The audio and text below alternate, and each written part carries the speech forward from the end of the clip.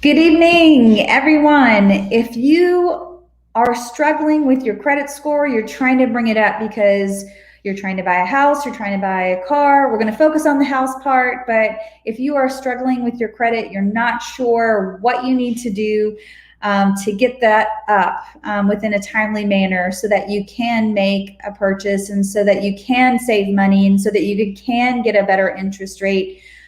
Today's guest is all for you and your needs. I'm going to introduce to you Jessie Hartman. Thank So you very Jessie, much tell us. for having me here. Yeah, absolutely. Tell us a little bit about yourself, maybe about the company that you're working for, and then we'll get rocking and rolling through there. Personally, I'm actually from New Orleans, Louisiana. I went to college in Texas. I was on my way to California, met a lady. I've yet to get back to Louisiana since. So I'm in Dallas, Texas, still following the love of my life 18 years later. I work for MSI Credit Solutions. We're a credit repair company that we like to be crystal clear to our clients, our partners, and everybody involved.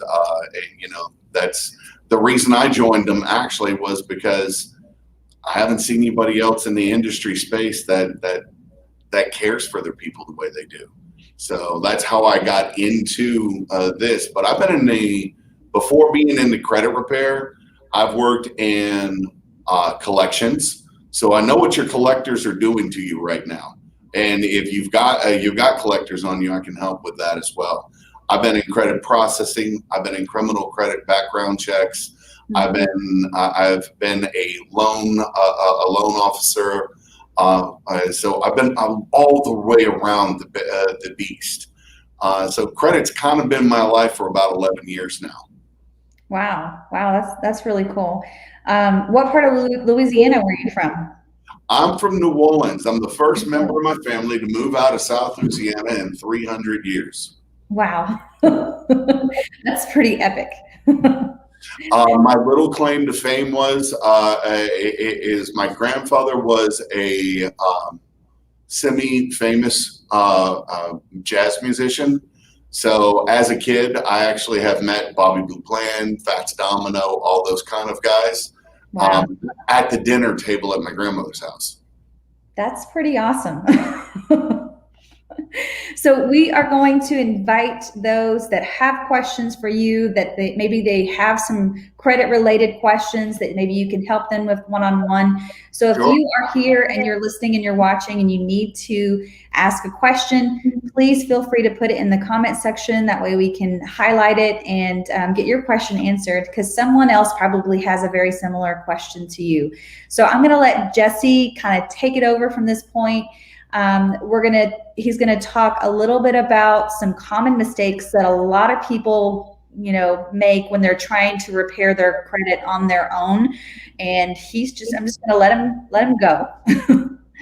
So you're right. That is actually one of the biggest things I talk to people about is in America, credit's not been around long enough for there to be a curriculum in high schools. And there's barely been around long enough to be a curriculum in college. So what does the average person know about credit? They know that if you have bad things on your credit, then you can't buy what you want. And when you decide you want to buy a house, which is probably the largest motivator for getting your credit repaired, is you either want to buy a house or you can't buy a car anywhere. Those are the two big pieces that I've seen. The first thing everybody does is they look at their credit report and they kind of have a panic attack. And I'm going to start by telling you guys, it's not as bad as it looks. It really isn't. A lot of people look at it and go, oh my, oh my, oh my, and then they get frightened. I saw a guy, the worst credit score I have ever seen was a 332. It's the only time I've been surprised by a credit score. You have to kind of work to get it to 332. You got to work at it. You got to dislike credit to be able to do that. I didn't understand it. I figured he planned it.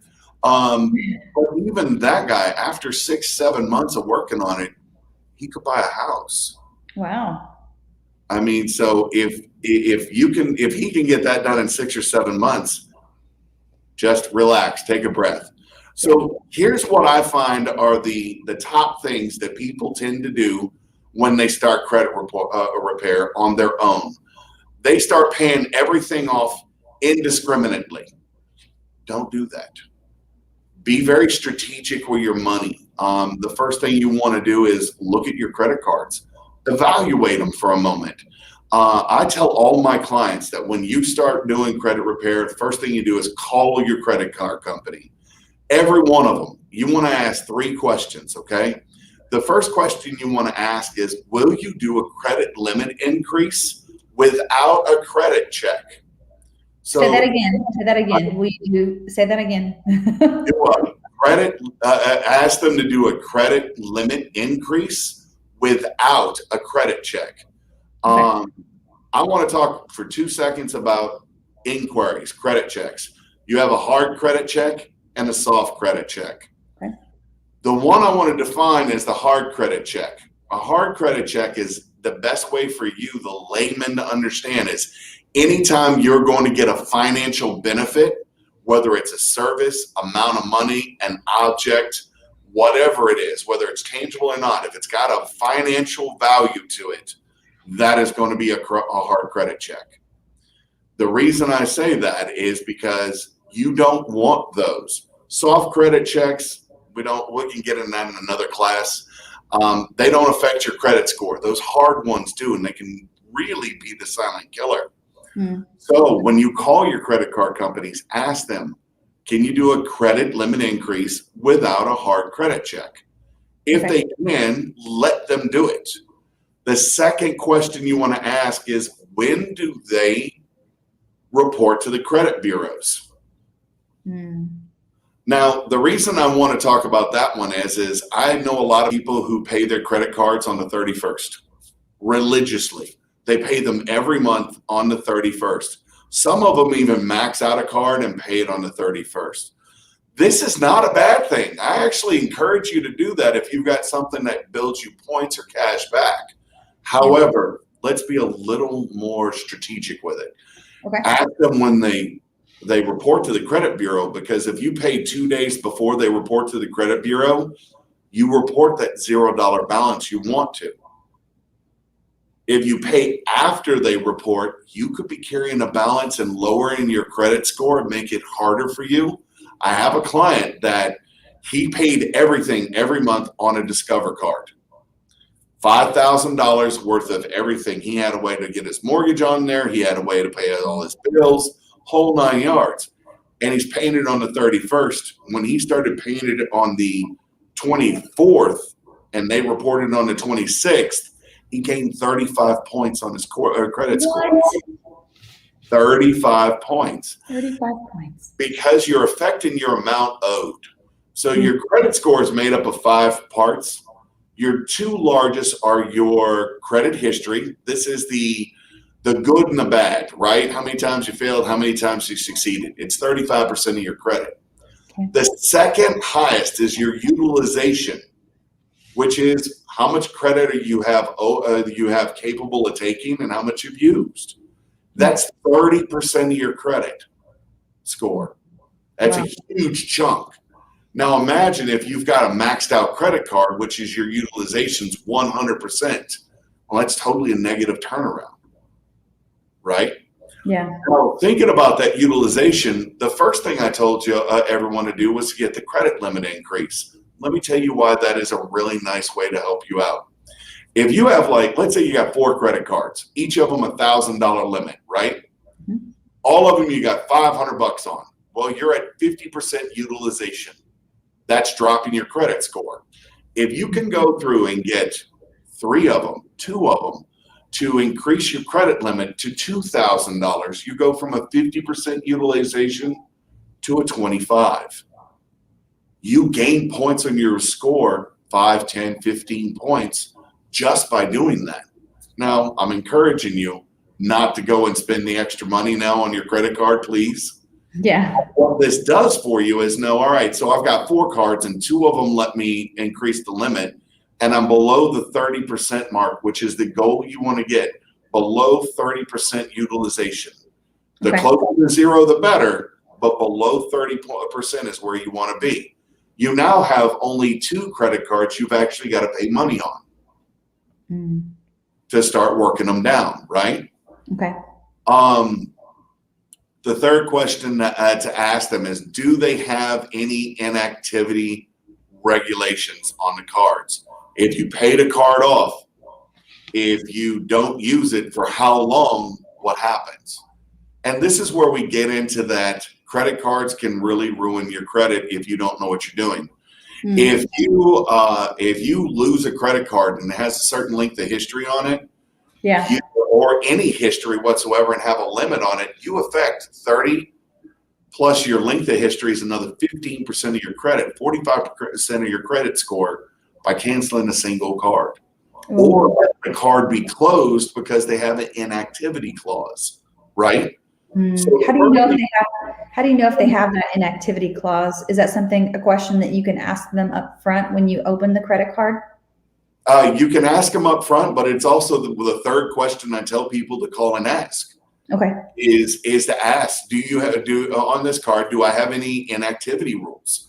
If they do, find out what they are. And then I recommend putting like a $5 bill on it, and not like $5, but a bill that's like $5 or $10, $20. Yeah. And paying it every month. So it shows usage. Because if you don't, they could lower your credit score.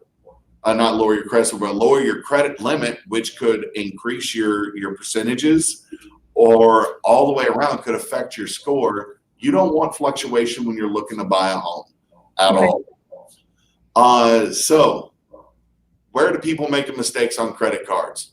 The first thing they do is they pay them all off, which is good. I like this plan. You do that. The second thing they do is they either let them die from inactivity or they cancel them.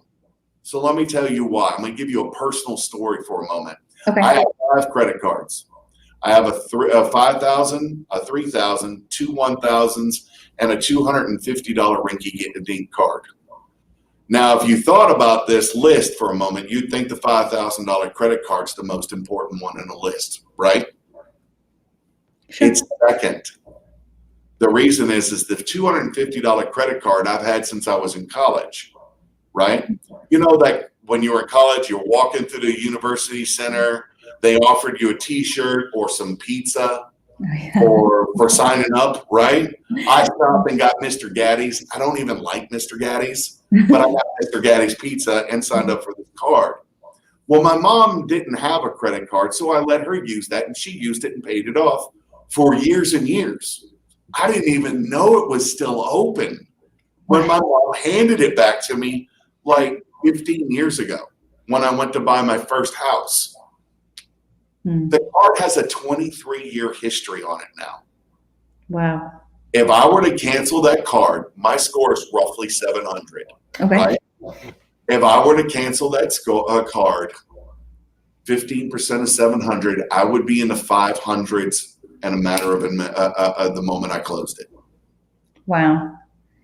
Now, on the other side of it, if you were to close the card, let's say you closed something by accident, didn't mean to, you canceled it, you closed it, whatever, the door is shut on that card and you have that amount of history. Are there what could you do in that type of situation? Great question. There is a way to fix this. There are 2 things you can do. One of them involves begging. I'm not even lying to you. You can call the credit card company up and beg them to open up that exact account.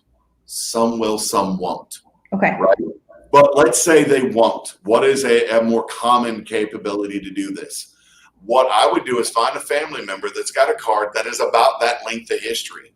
You want something that has a high balance, not a high balance, a high limit and a low balance, right?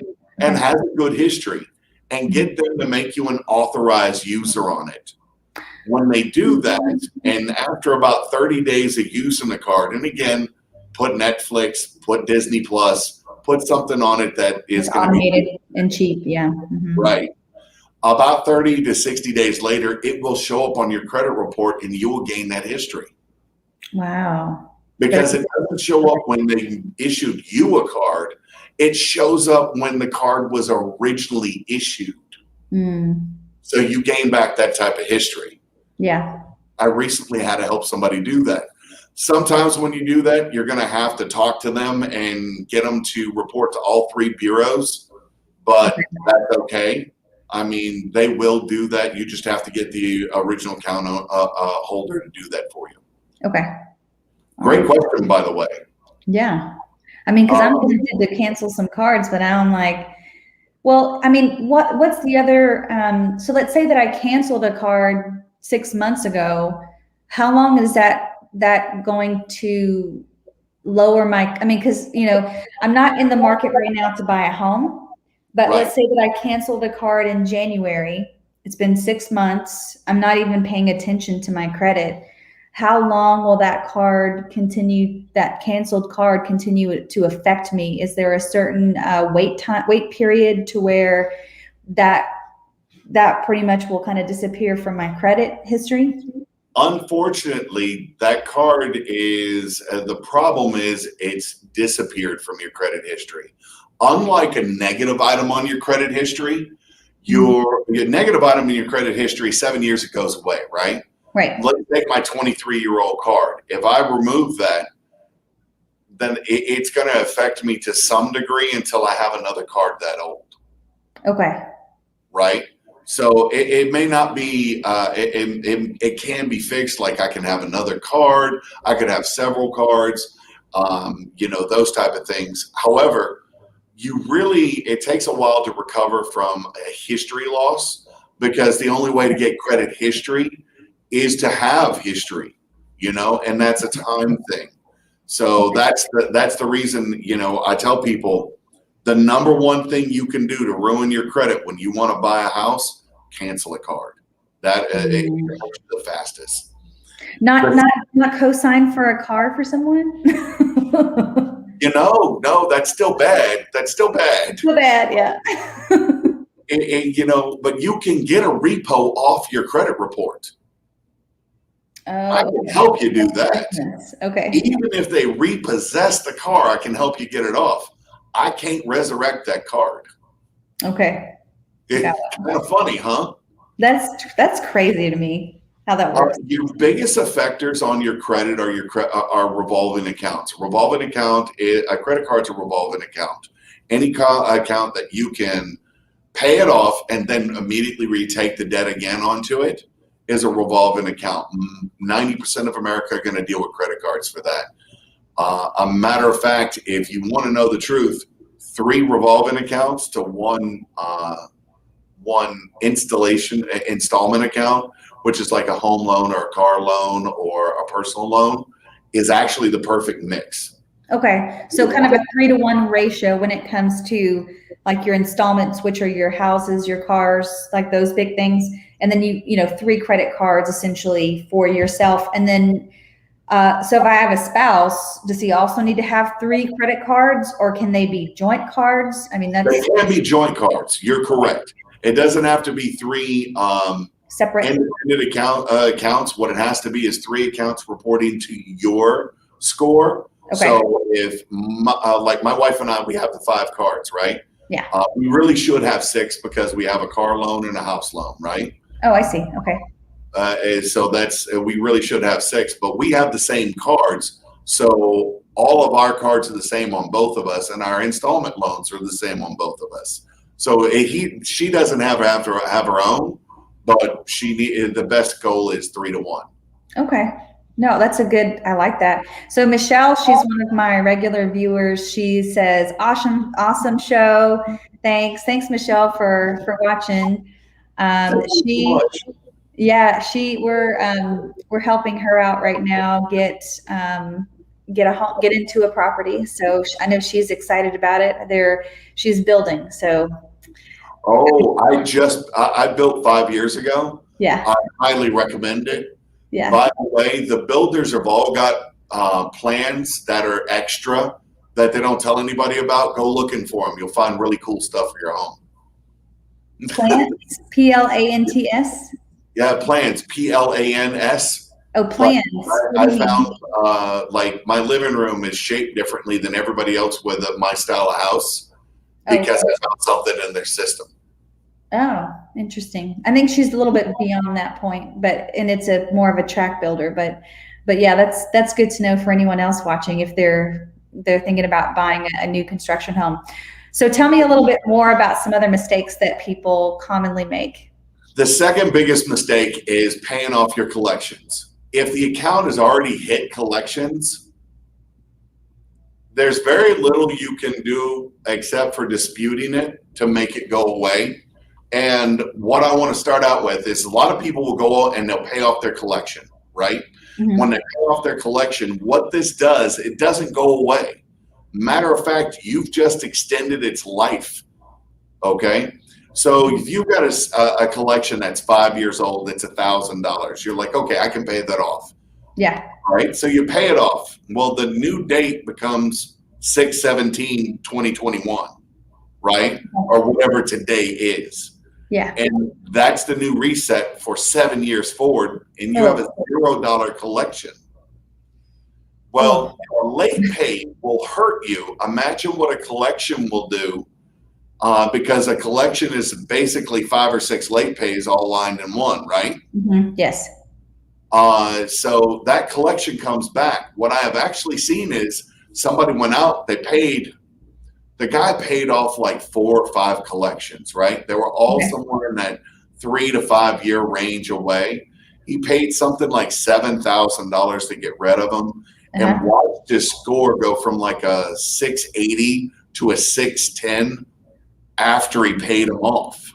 Oh, and that's not going to go away. That sticks with you, like you said, for 7 years. And that sticks with you for 7 years. It's completely unfair. Yeah. When you get something like that, really, when it comes to collections, you have 2 options. You can hire a company like me, and I'll leave that to the side, which we go and we dispute those kind of things. Mm-hmm. And well, 3 options. You can have me dispute it, or you can dispute it yourself. However, I will warn you that the disputes process can be daunting for somebody that's never done it before. I'm not saying you can't do it. I know a lady that's doing it, and I'm guiding her along as she does it, just because I'm amazed by her tenacity. But it can be a beast. The other thing you can do is pay per delete. This is an important phrase. Okay. Pay per delete. If you're going to pay a collection off, which I do not recommend, okay, ask them for a deletion letter. Okay. On their letterhead that says that this item will be deleted, and don't pay them until they put that letterhead in your hand. Okay. Because if you put it in, if you give them the money first, what motivation do they have? Motivation. There you go. What motivation do you have?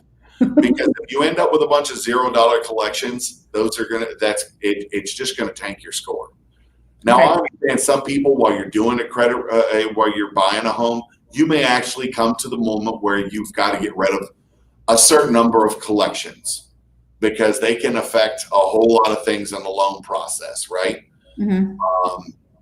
I would go through a program first, or I'd at least dispute everything first, and then deal with what's left over. But don't go off and just start willy-nilly paying everything off. And on a side note to that, consolidation loans. You will see a lot of people who get into debt and want to use a consolidation loan. Yeah. For your credit cards, you're going to pay a little. If you don't get yourself back into debt, by the way, don't use those cards once you do this. I agree with consolidation loans. Okay. Do not consolidate your collections. Okay. All you're doing is you're paying them all off and resetting their time immediately. Oh, and then 7 years plus. So Michelle commented, and she said that that's really good to know, and that she just had no idea. And I would agree with her. Like, most people don't know to do that, especially when it comes to collections, because when I get a collection, I feel bad inside, and I'm going, oh, I can't believe I missed that 5 times from whatever doctor it was that I just, they kept billing me in the mail, and I don't check my mail as, well as I should. And then the collection people are calling me. But I do have one question. There was an instance, and this is COVID related too. There was an instance where there was a collection that was issued before COVID. And then once COVID hit, the collection was bought by another company, but the other company didn't have, like, I don't know, it was weird. It was almost like the collection company had given up. And That then, can actually happen.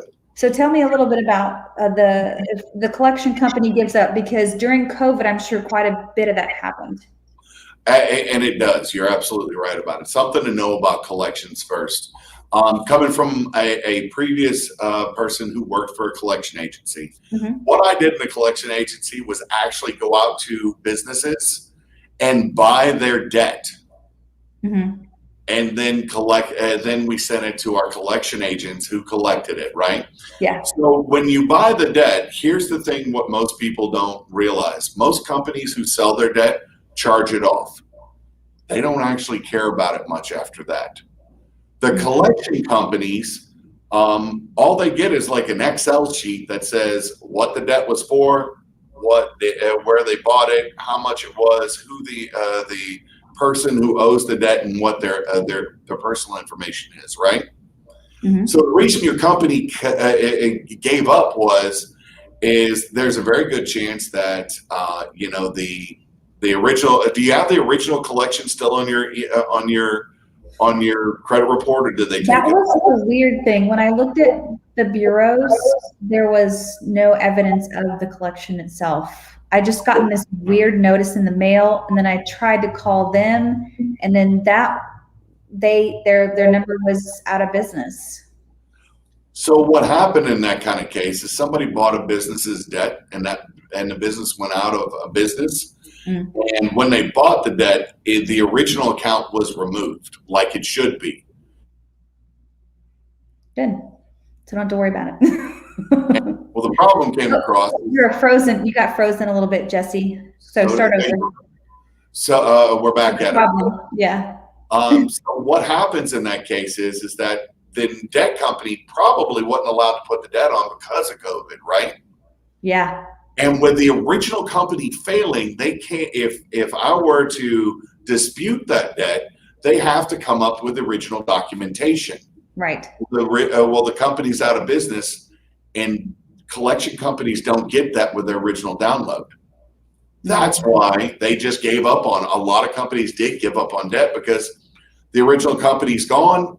They can't get the original copies anymore. So the names and numbers that they paid for are completely useless if they're challenged at all. Great question, by the way. Yeah. Michelle said that she just paid off a collection. It was only $200. And then she also mentioned that, she agrees that, they sell them all the time, the collection agencies. So something to think about, paying off the collection. If you paid the collection off, Michelle, make sure that I hope you got a letter of deletion. And you're right, they do sell them all the time. It comes in the conversation I have a lot, which is zombie debt. You may pay, and I've seen a guy pay the same item off 4 times. Oh. Because he didn't ask or didn't get that letter of deletion and couldn't prove. And he just kept paying it off, and it kept showing up with another company. He paid it off again and again. Because debt collectors, when you buy debt, like, again, coming from a collection agency, you buy the debt, you work it as much as you can, and you sell it to another collection agency. And you sell it for less than you bought it for, right? And this just keeps going down the hill. So you may have an item hit you 4 or 5 different times, and an unscrupulous a collection company may change the last date of activity, may change a lot of different things, which is why you really should dispute those things, because they may, I've seen a debt go away off a guy after 7 years and show up and say it has 2 more years left on it. Do you think that happens commonly in the mortgage industry as well, to where people are trying to pay, maybe not necessarily from a collection standpoint, but I've heard of, it gets sold from Bank of America to Wells Fargo, and then you don't get the notice that you need to start paying Wells Fargo, and then you start having this late payment history as a result of that. And then they're like, well, why aren't you paying us? And you're just like, well, I didn't know that it changed from Bank of America to Wells Fargo, who I'm supposed to be paying now. And I've seen a lot of people kind of get rolled into that. And I guess sometimes that, I don't think that would necessarily go into a collection per se, since it's a larger, like it's a mortgage, but at the same time, it can hurt you by late pays. Say that again? It can hurt you by late pays. You're right. Right. The late pays. And then also, where does it go? Because I had someone that had to pay that off. It doesn't go to a collection. I can't think of it right now. But if you're not paying your mortgage and then you start making payments, but then they have it, I don't know, they have it written up wrong. Right, or there's no record. The old items, and it is. I know what you're talking about. Now I don't know the word. An addendum, not an addendum's not the word I'm looking for though. But you have to get them off you have to get them off of your. You have to pay them off before you can sell your house. Like you have to, not the late payments themselves, but if there was a lien. A lien, yes. So they can put a lien on, let's say that you were paying Bank of America, but then they switched to Wells Fargo, but then you forgot to pay the rest of Bank of America, whatever it was, and they put a lien on that, and then you have to make sure that you pay that before you close on your property. And you're right, and those kind of things, you can end up with a lien. One of the things that helps with that, I know it's going to sound bad, but auto pay actually helps with that, because once they close down your account at Bank of America, you will have a sudden bounce back of, hey, there's no payment to be made. Then you can go scrambling and maybe save yourself, but it does happen a lot. Yeah, I think in the beginning too, because let's say that you work for a lender that sells your loan on the secondary market, and it gets picked up by Wells Fargo. Wells Fargo takes it, in that transition, maybe they take it for a couple of months, but then they sell it to someone else. Right. That's where I think people get hit the hardest when it comes to that constant switching. Yeah, because you end up with 3 or 4. That's actually happened with me. My first house. My first house was just a little $140,000 fixer-up, and they sold our house, sold our loan from the original loan company, and we were with them for like a year and a half, something like that. And suddenly we went through like 3 or 4 mortgage companies in a year. Yeah. And it was, if it wasn't for the diligence of my wife, and my wife being an extremely sharp individual, I will promise you, as much as I know about credit, if it wasn't for her, I'd probably live in a cardboard box and know everything I know right now, but live in a cardboard box.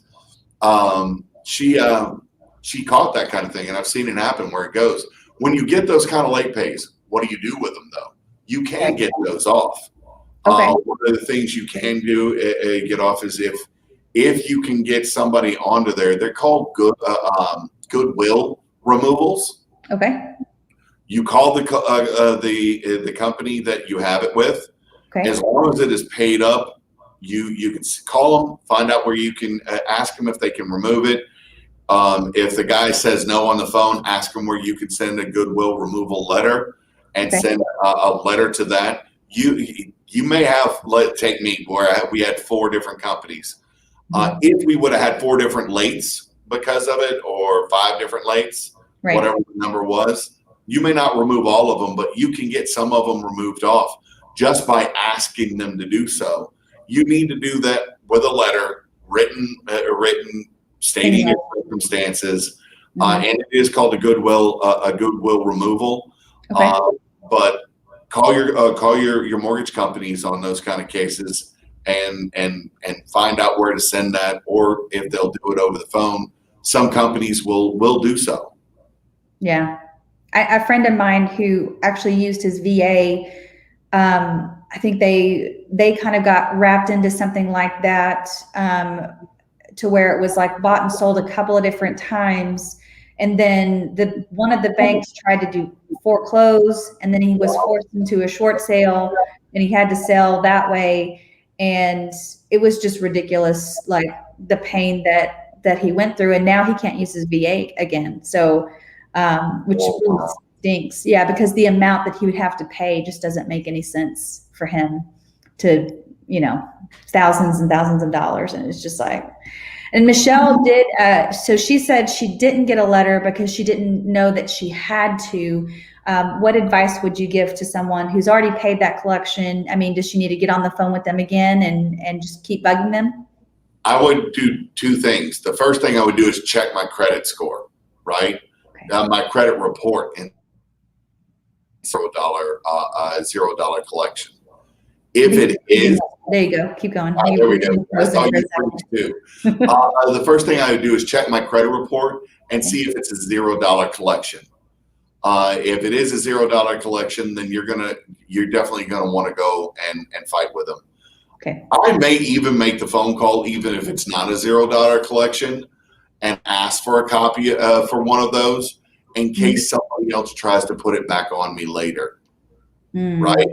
Mm-hmm. So, I mean, the first thing to do is, like I said, check your credit report. Okay. If it's on your credit report, then you need to call them directly immediately because you want this thing off. Yeah. If it's not on there, it's your choice. I personally would, because I like to be safe and not sorry. But if it's off, then they went ahead and they're one of the cool ones. They got it off for you. Yeah. That's good. That's good. Thinking of credit monitoring services, that's actually one of the things I tell people that they should do no matter what when they're doing credit repair.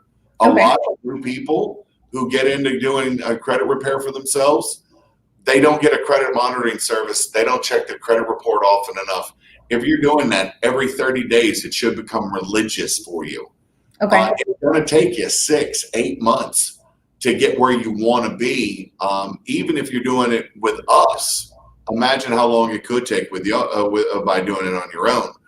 But if you don't have that constant update of what is going on, what's been removed, what is, all of that, then you're going to get lost. You're going to get confused, and you'll end up failing in the long run.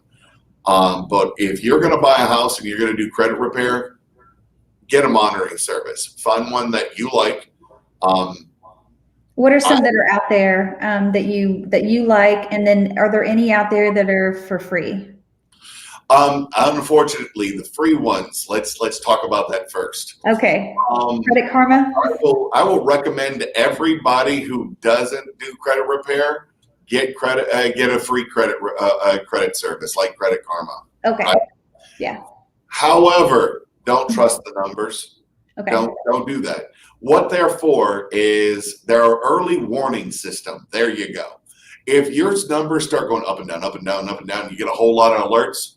Mm-hmm. Go find a credit monitoring company that gives you all three scores. Okay. Credit Karma only gives you TransUnion and either Experian or Equifax. One of them is missing. Yeah. And they do a couple of really weird things, like a daily alteration, which is odd. Okay. Which is why people see their score doing this thing. And to be honest, it's not actually doing that. Your score moves up or down based on a monthly basis, really. Okay. But there's something they're doing. It's pretty interesting. Now, that may be the wave of the future. They may be doing something that's going to be happening in the future, but right now, no. I recommend Identity IQ. They don't do the FICOS or the Beacon or the Fair Isaac, which is what the three bureaus use.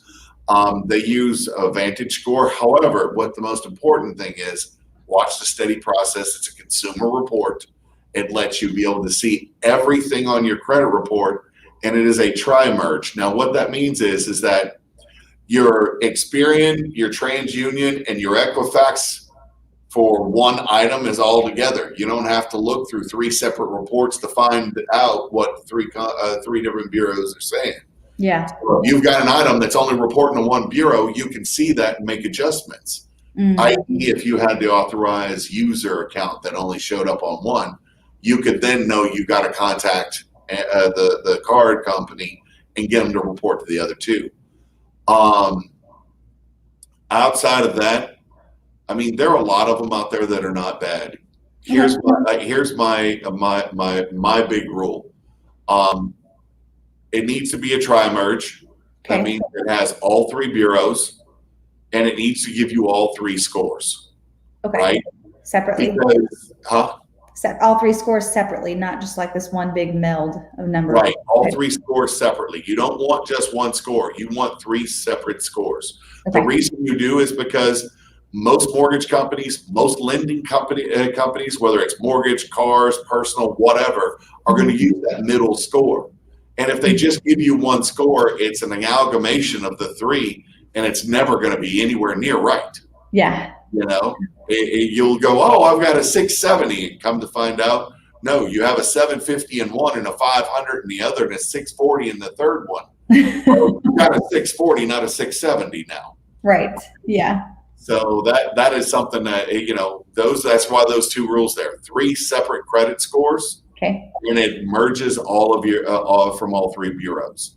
That way you can see everything. Now, here's the other side of thing.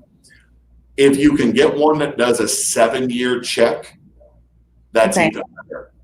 Like goes back in the past 7 years, like takes a look at the history. Okay. If it does, a lot of them will do a 2-year check, which is okay for like auto loans and such. Mm-hmm. But most mortgage companies do a 7-year check, so you want to do that as well if possible. Can your mortgage company help you out in that way too? So if you are getting, if you're looking to purchase a property that because they're going to go ahead and do that anyway on your credit check, will they have some insight in that? As far as the credit reports, yeah. When your mortgage company pulls your credit report, the first time it's going to affect your score a little bit. Right. It's a hard inquiry. Because it's a hard inquiry. Now, here's the good news. There's the thing, and this is a real word. You ready for it? Yeah. Deduplication. Doesn't sound real, does it? Deed or D? D. Letter D. The letter D. Deduplication. It is a credit world only word. Okay. And what it means is that if you and for the mortgage industry, it's 45 days, right? If I pull a credit report here and another credit report 44 days later, this is still only one pull. Okay. You got a 45-day period there when you're dealing with that for it not to be additional pulls and additional hits to your credit. So that's how your mortgage company is able to pull your credit, check it out, tell you what you need to do, and then the next month look at your credit again and not affect your score. Okay, that makes sense, because they pull the credit when they do the application for sure, and then they pull it again once you're under contract, I believe. I would have to sign off on that. I remember signing off on that part of it. And then I guess, do I wait 45 days after the second pull and I shouldn't see any change at that point? Or it may, 45 days later, the next pull may count as one. I need to double check on that. Okay. I think all of them that happened during a 45-day period. But you know, not every 45 days type of thing. Okay. So Michelle had a quick question with the three, your tri-merge. There you go, the tri-merge. Do they, when they merge them, do they average the three? Is that how they're getting that middle number? No, the middle number is literally the middle number. You're going to have a TransUnion, an Equifax, and an Experian number. Right. A lot of times they're going to be probably 20 to 30 points apart. And the reason they are is that something a lot of people don't know is your creditors pay the credit card credit reporting companies to report you. Right. So they pay to be able to report you. So they may only pay to Experian with this loan and that loan over there, Equifax and TransUnion, and this credit card reports to all three.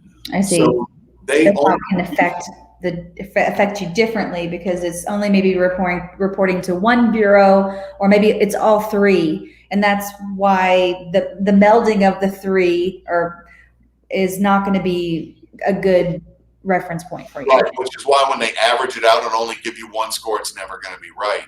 Yeah. Because what happens is that TransUnion only uses TransUnion information and gives a score.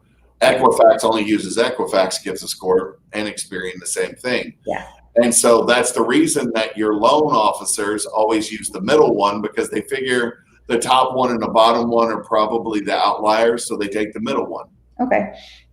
That seems a little arbitrary, a little in my opinion, but it's how it's done. My brain had something to say on that, and it just totally vanished. Yeah, we have some good people watching, so we need some good questions. If you're watching and you have a credit related question, we'd love to answer your question. And then there was another tip I think we were going to give while we're waiting for more questions.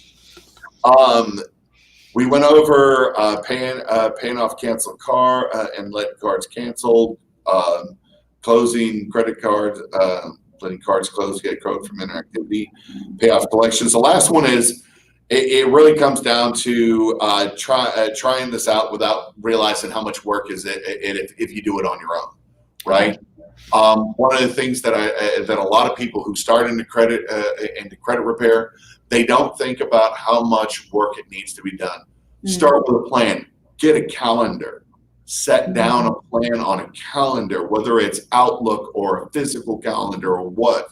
You want to be able to watch your cycles that go on, because your dispute cycles are 45 days. That's a weird number for it, because you're looking at 3 months being 2 cycles, right? Yeah. So you need to keep up with the letters that are coming in, the letters that are going out. Every late pay that you have, every collection that you have is going to be 3 to 5 letters that go out. Certify them all. But what you want to realize when you step into doing this, and if you're going to do it on your own or with you and your significant other, realize there's a lot of work involved. Don't let it get you down. You will prevail. If you need help, call somebody like me, but you will prevail. If you don't have credit, is the last thing that I usually talk to people about. And this is a great thing I just want to mention for those who are trying, like I've talked to several people that are trying to relocate here from Canada or relocate here from a different country, especially, the countries that, Mexico and Canada that are to our north and south that, you can directly access, state of Texas from Mexico or Minnesota or some of the, states up north of Montana that border the Texas U.S. or Texas Canada border. There are people relocating here that don't have any United States credit. So I'm excited. So tell us. So here's my biggest advice when you're starting your credit over. If you got nothing positive on your credit, and you want to start this from the beginning, it's the only time that mix of credit, which is 10% of your credit, becomes really important in my world. I recommend that you, when you're looking for your credit cards, if you don't have any, you may have to get secured cards. If you do get a secured card, 2 things about them. They need to not do a credit check. If you're going to start out with it, there's no reason to have somebody check your credit when they're going to take your money to give you a credit balance, right? Okay. But the secured card, you give them $300. That's your credit limit. You can use it, pay it back, use it, pay it back. But they still have your money. Don't let them additionally hurt you by doing a credit check on you. Okay. Make sure that they report to all 3 bureaus. If you have no credit, that's true. You want to make sure everything you do reports to all 3 bureaus. I recommend going with a 3-to-1, 3 revolving accounts. I will tell you the best way I've seen this done is 2 secured cards to start out with, and a family member or a close friend that will let you be an authorized user on a card with some life. Okay, right? So if we have family that live in the States and they want to get credit history, an easier way would be to get on one of those cards. Okay. Absolutely. And make sure when it shows up on your credit report, again, you're going to want to get a credit reporting, and if you're just starting out, get a credit monitoring company for the first 6 to 8 months. Okay. Even if you don't keep it after that, first 6 to 8 months, track everything, right? Because you're going to want to find out, am I reporting to all three? Yeah. Am I reporting to only one? What do I need to do to get it to all three? So you want to be able to do that. So you get the 2 secured cards, you get the authorized user, and an authorized user doesn't have to be family. Okay. You want it to be somebody who's close in your world, and that comes for somebody that because you want to be able to trust them and they trust you with that kind of influence. But get those, and then get a year-long small personal loan, right? You want to get something that is small, doesn't have a whole lot of money to it. Usually what you can do is if you have these 3 cards for 4 or 5 months, then you'll be able to get a personal loan really easily.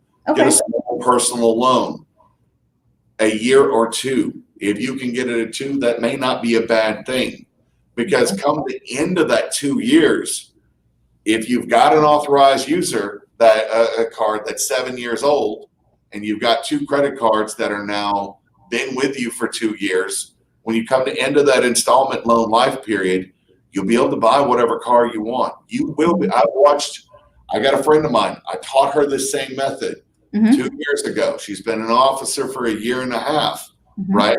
She just bought her first house and she's got a 730 credit score. Wow. Just by doing what we just said. Now, if someone wanted to do it quickly, so they didn't have a couple of years to wait around because their job is relocating them here, and they'd love to make the purchase right out of the gate because they do have maybe real estate to sell in another state that they can, then put that money in an hard asset here. Right. What is there a way? Is it better just to go and hire, someone like yourself to help them to build their credit, or try it on their own, or to build your credit in that kind of case? If you're coming from a country and you have credit cards there, okay, there is some duplication across in some rare instances. What you will want to try to do is talk with your current credit card companies to start with. Is where I would start with that. I don't recommend, you're going to hear somebody tell you about buying trade lines, right? Don't do it. Okay. Not if you're going to buy something with that credit score.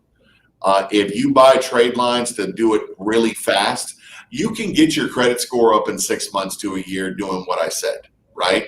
Yeah. If you need it done in a couple of months, and somebody goes, oh, we'll just buy a couple of trade lines and do that type of thing. Will it work? Sure, absolutely. If the mortgage company figures it out and they decide to be really rough about it, they can take your house and sue you. Oh, okay. That's good to know. So that's the reason when somebody starts talking about authorized user trade lines, when you're not kin to them, you don't have any connection, you buy that trade line, it can be dangerous. Okay. Will it happen every time? No. But I personally don't want to dance around in a lightning storm with a giant rod in my hand. Yeah. So Michelle has a question. So she's asking, she said, my score has jumped a lot. My credit card companies are raising up my limits automatically. Everything is almost paid off with more available credit, that doesn't that up my score? Well, yes and no. I'm going to tell you the no first. If you have 0 limits on all your credit cards and you don't have an installment loan, then no, it's not going to affect your amount owed. However, if you have an installment loan right now, say you got a car, you got $5,000 you owe on it, and they've upped your credit cards to $10,000. Well, that affects your overall amount owed, so your score would actually go up. Okay. If you owed money on your credit cards, like you were over 30% on a credit card. Let's say you got $1,000 card that's got $500 on it. If they upped your credit limit to $2,000, well, you went from 50% down to 25%. That would up your score. So in some cases it will, In some cases, it won't. It really depends on what all is involved on your credit score, because it's an algorithm that it takes all of the pieces of your credit and makes a mathematical equation from it. Okay. And that makes sense. So yeah, so Michelle, let us know if that answered your question, and we will get going there. While we're waiting on that, tell us a little bit more about the company that you work for and why someone would want to hire your company versus some of the other credit repair companies out there. I'm going to actually start this in a little weird way. I'm going to tell you my company's name's MSI Credit Solutions. The first thing I advise everybody to do is something you're not going to hear very often from a credit repair company. Go on to Google, go on to Facebook, read every one of the reviews. The reason I say that is I got a 4.8 out of 5 on both, and our reviews on Google is 774 of them. Wow. And I think we're over 1,000 on Facebook. Every review is attached to someone who is either a customer or has referred customers to us. So they are all attached. They have been through our service. So good, bad, or indifferent on our reviews, they are honest. The second thing I want to talk about is you hear the bad things about credit repair. The ones I hear about, we have a fix for. You hear they're a scam. Most people who think a credit repair company is a scam, a lot of times it's because nobody communicated what was happening with them, right? You hear about, well, that's where I went and I don't know what happened to my score. Again, communication, right? Yeah. The third one is that, I hear realtors go, well, I sent my client over there and I've never heard from them again. Yeah. Again, all of this comes down to communication. So what separates MSI from everybody else? The first and primary thing is that you have multiple contacts. You have a partner portal, you have a client portal as a client with us. Okay. You're able to go in, look at your credit scores, see what's going on, when the last time we had touched your negative items are, what we've done with all of them, and if we've removed any. That's a real-time system. You can see if it changes in mine, it changes there instantly. The great news is, sorry about that. The great news is if you're using a realtor, you can have them have a partner portal, and they can see your information as well, so they can be a wonderful translator for you. You also have me, you have your credit consultant, and you have your customer service. So you have multiple points of contact with us, and one of them that's 24/7, 365. That's really important. The second thing that really steps us apart from everybody else is that we're here to help you and get you in a home and let you live your life. I'm not here to have you on board forever. Our program's 6 months long. If you get done in 3 months, cancel, go buy a house. Send me a picture of you waving in front of it. Right. I want you to do well. And we work with realtors, real estate agents, brokerages, loan officers to help people get to the house, into their homes as fast as possible. And we do that doing all the right ways, using all the laws that are available. But we do that by attacking everything that's negative on your credit report immediately. If you start today, they get hit tomorrow. And we systematically, automatically attack it. And the nice thing for you as the client, I need you to pay your bills on time. Yeah. When you get letters from your creditors, send them to us so we can respond. That's your whole job. It lets you live your life as the client, and as the realtor, lets you make your sales where you need to right now while we're helping your client. And it takes the stress off of both of you. Yeah. I mean, even that one time that I had to call the collection, figure out what was going on with that had dropped the ball or had gone out of business. It was tough, like trying to figure out what, I spent, a couple hours, then I had a number, and then I had to look other places. So, and I can't imagine trying to do that plus everything else that I have to do. So I can see where the need for MSI would come into play for sure. Michelle she has a follow-up. So she said that she does have a car and a RZR loan. I'm not sure what RZR loan is. I'm guessing it's just a smaller loan, probably. Right. Those are installment loans, if I don't miss my guess. And installment loans are any kind of loan that you have a set amount you're going to pay off. You have a monthly fee payment every month, and it ends at a certain amount of time. You want to have 3, and don't go into debt doing this, by the way. That's not a good thing. But as you can, get 3 revolving accounts per installment. Right. If you need, I can, if you ever have questions. And then, by the way, Rebecca, how about this? I will send you links to 2 cards that I know of that are secure cards that they can get. They don't do a credit check, and they report to all 3. Oh, nice. A phone call that I'm gonna have to run to here in a minute. I'm so okay. sorry. No, that's fine. And I think you made sense, because her original question that says her score has jumped up a lot because she does have 2 of those. And then whenever her credit card companies were raising her limits automatically, and she has almost everything paid off, it made sense. It finally kind of gels together, because she does have a couple of installment items to go with the credit card accounts. Yeah, you're right. I didn't even think about that. You're absolutely right. So she's got a good mix, which is helping her credit build, even, at the same time. So yeah, you're absolutely right. And she said the loan was a razor loan. I'm not as familiar with razor loans. I'm just guessing it's a smaller loan that you could take out. Well, thank you so much for coming on to talk with us a little bit more about our credit, and getting to know. And if we forget to pay something and it goes to collections, now we know what to do. So we just really appreciate all of your wisdom and your knowledge.